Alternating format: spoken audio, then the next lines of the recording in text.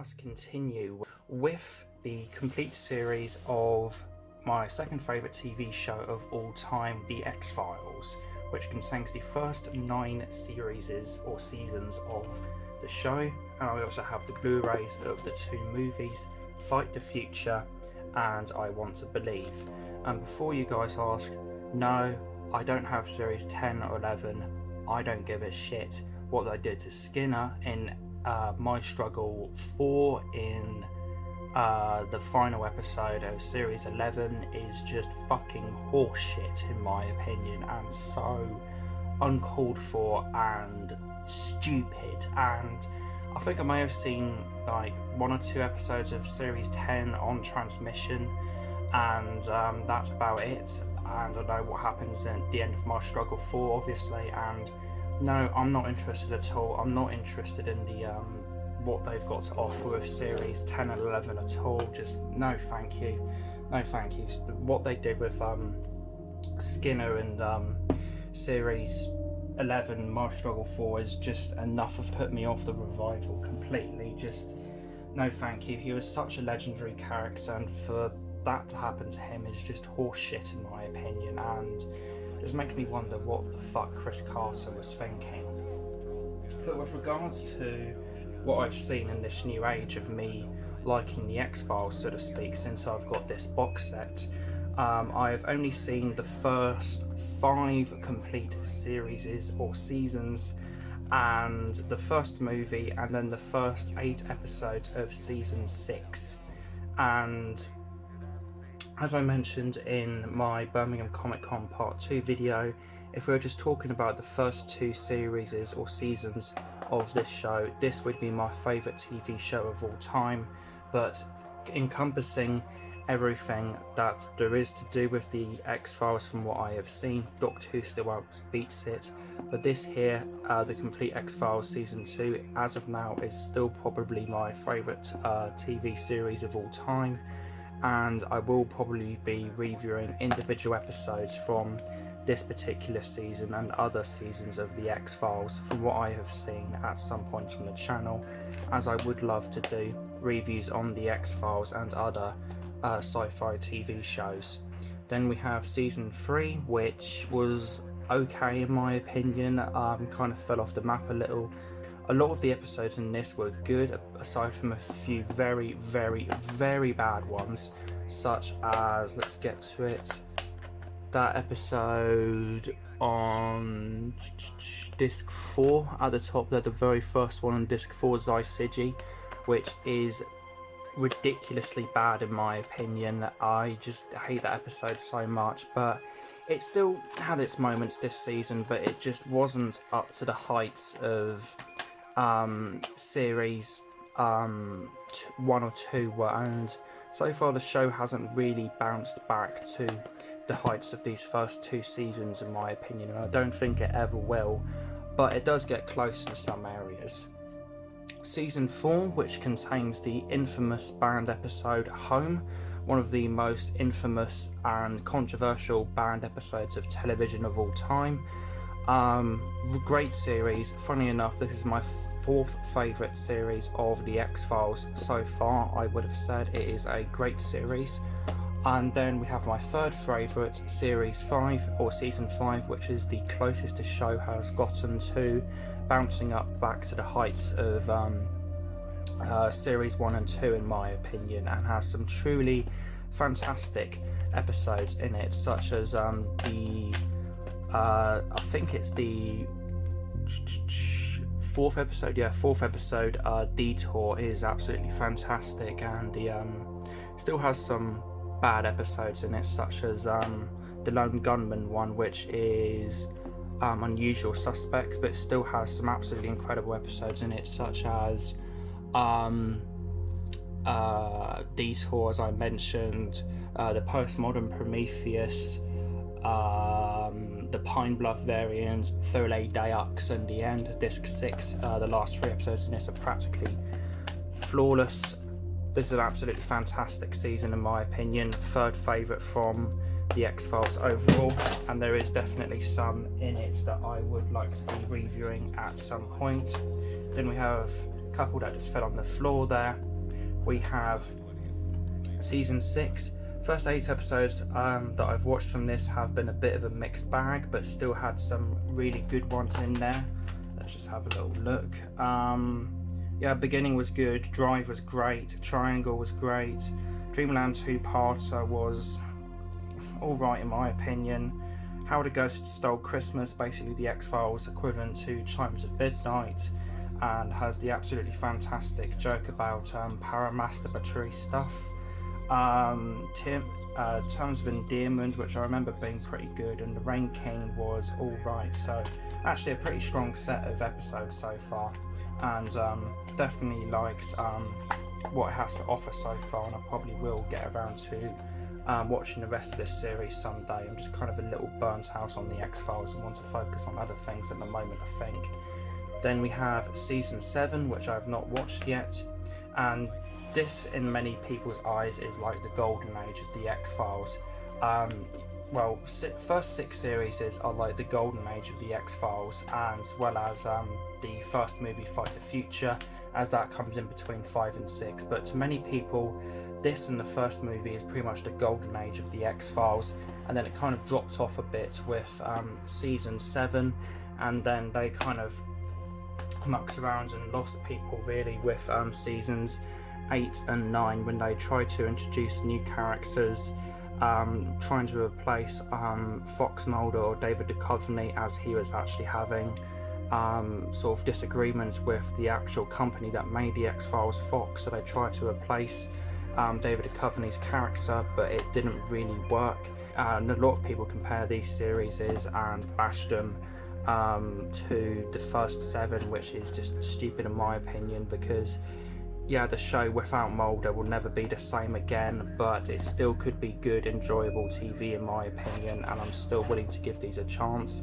I'm not saying those people weren't willing to give these series a chance, but I think there are most definitely some people that were. But yeah, I think people just bash these mainly because Mulder is not in it, but that's just a bit comparatively delusional, if you want to call it like that. It's like, I'm not saying that everybody hates the series just because Mulder's not in them.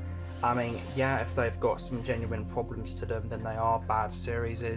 Like if the actual episode writings and what have you is bad, but bashing like these 2 series here just because one main character isn't in it is just a bit stupid in my opinion. One sort of thing I kind of just wanted to quickly add in here to sort of further add on to that point I'm sort of trying to make about seasons 8 and 9.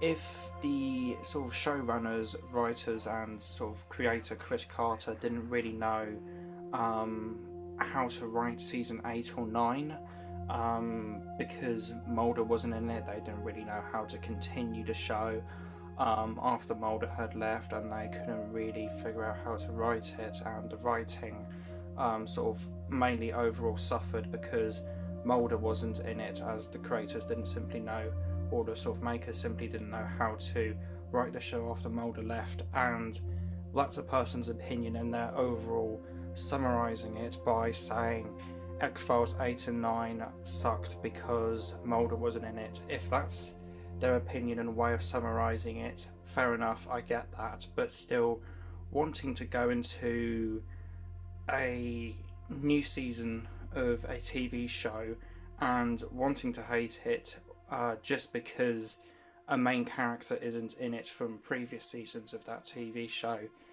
is still pretty stupid in my opinion, and that is the kind of main point I was trying to make there when talking about seasons 8 and 9. But there was that, my second favourite TV show of all time, The X-Files.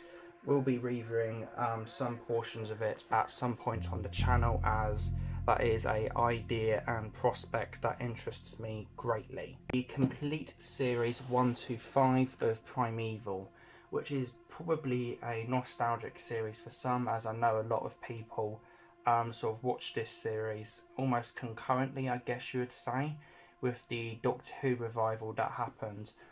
This was a series from 2007 to 2012. 5 were produced, which this set collects. There was also a spin-off from 2013, I think, called Primeval: The New World, which I'm personally not interested in. And apparently the creators do want to make a sixth series, but they can't really find the right broadcasters or something like that. But still, from what I've seen in this, it's absolutely fantastic, and I'm happy to have what there is of the TV show. It's just a shame there isn't more, as in this box set here there's only 36 episodes across 5 series. First series is 6 episodes, then 7 episodes, then 10, another 7 episode series with series 4, and then a fifth and as of now final series with series 6, which I believe does like end that series pretty well, but also ends on like, I don't know, not necessarily a cliffhanger, but almost like a tease type of thing towards a sixth series, which is almost like a cliffhanger. So it's kind of hard what to say from what I've heard. But from what I've watched, this has been a great series, and I do remember watching some of the episodes when I was a kid. Particularly series 1, I definitely remember. I can't really remember series 2, but I do remember the finale of series 2 when I was a kid. And to my knowledge, I haven't watched any of the series 3 to 5 when I was a kid, as I just simply can't remember them. But I may have watched one episode sort of like in the middle of it somewhere. As of now, in this sort of new age of me exploring non-Doctor Who shows, I've watched series 1, which I thought was great, nothing amazing. Then I watched series 2, which I personally thought was a bit of a mixed bag, but had a really strong finale. And I've also watched the first episode from series 3, which I thought was pretty damn good. But yeah, this is a really good sort of science fiction TV show in my opinion. Nothing amazing, but still pretty great for what it is, and I do enjoy watching it. For basic premise, basically this team with backgrounds in archaeology and prehistoric things are trying to track down these time anomalies, which are essentially time portals to dinosaur times, like the Jurassic era and sort of times around then and even before that, allow dinosaurs and all sorts of other prehistoric creatures from the past to come into the present, and it's their goal to kind of stop them wreaking havoc and to sort of find out what causes the anomalies is one sort of continuous arc that flows through the series, and I think each own series has its own arc as well. Such as series 1 has the sort of Helen Cutter arc, which is one of the main characters' wife, who sort of disappeared ages ago and apparently knows a lot more about the anomalies than the team do. But yeah, this is pretty great from what I've seen so far of the 14 episodes. A little mixed in some areas, but I am eager to watch the last 22 from this box set, and I may end up reviewing series 1 in a couple videos someday. But yeah, there's that. Primeval, would recommend that if you like dinosaurs and you like science fiction. It's nothing absolutely amazing in my opinion, but still worth a watch, I would have said. And then we have one that is most definitely worth a watch. Oh my god, is this show good. Charlie Brooker's Black Mirror. What the fuck do I need to say? This has just been so critically praised over the years. It is ridiculously good and is definitely a show that I would like to review at some point on the channel. I've only watched the first 2 series and I haven't watched White Christmas, and I haven't watched the 3rd series, and I also haven't watched the 4th series, Bandersnatch, the interactive movie they did last year in 2018, and I haven't watched series 5 yet, which came out in 2019, but from what I've seen in the first 2 series, it's just been so freaking good. The National Anthem, 15 Million Merits, White Bear, and the Waldo moments are just some of the best pieces of science fiction I've seen this year. They're just fantastic. Entire History of You and Be Right Back were kind of lesser episodes in my opinion, not as good. But what is great in this show really is amazing. Like 15 Million Merits, the second episode from series 1, is some of the most powerful science fiction I have ever seen. And I'm not only eager in reviewing some episodes of Black Mirror, but I'm also interested in continuing my series with it because it is absolutely fantastic. And if you haven't checked out Black Mirror, check it out. It just believe the hype. It is so freaking good.